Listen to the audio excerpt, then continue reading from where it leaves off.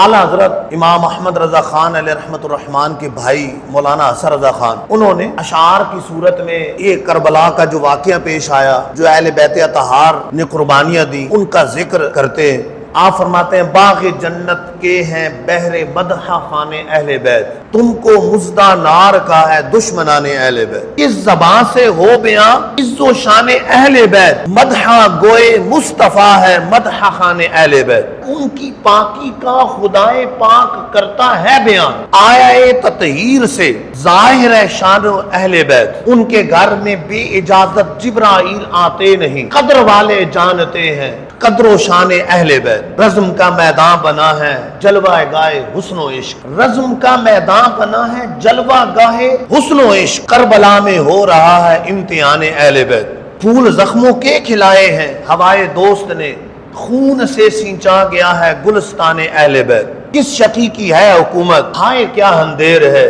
دن دہاڑے لٹ رہا ہے کاروان اہل بیت، تیری قدرت جانور تک آب سے سیراب ہوں، پیاس کی شدت میں تڑپے بے زبان اہل بیت، فاطمہ کے لاڈلے کا آخری دیدار ہے، حشر کا ہنگامہ برپا ہے میان اہل بیت، باغ جنت چھوڑ کر آئے ہیں محبوب خدا، اے زہے قسمت تمہاری کشتگان اہل بیت، گھر لٹانا جان دینا کوئی تجھ سے سیکھ جائے، جام عالم ہو فدا اے خاندان اہل بیت، سر شہیدان محبت کے ہیں نیزوں پر بلند، اور اونچی کی خدا نے قدر و شان اہل بیت، دولت دیدار پائی پاک جانے بیچ کر، کربلا میں خوبی چمکی دکان اہل بیت، زخم کھانے کو تو آب تیغ پینے کو دیا، خوب دعوت کی بلا کے دشمنان اہل بیت، اپنا سودا بیچ کر بازار سونا کر گئے، کون سی بستی بسائی تاجران اہل بیت، اہل بیت پاک سے گستاخیاں بے باکیاں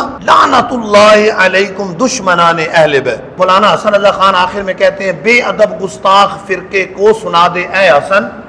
یوں کہا کرتے ہیں سنی داستان اہل بیت۔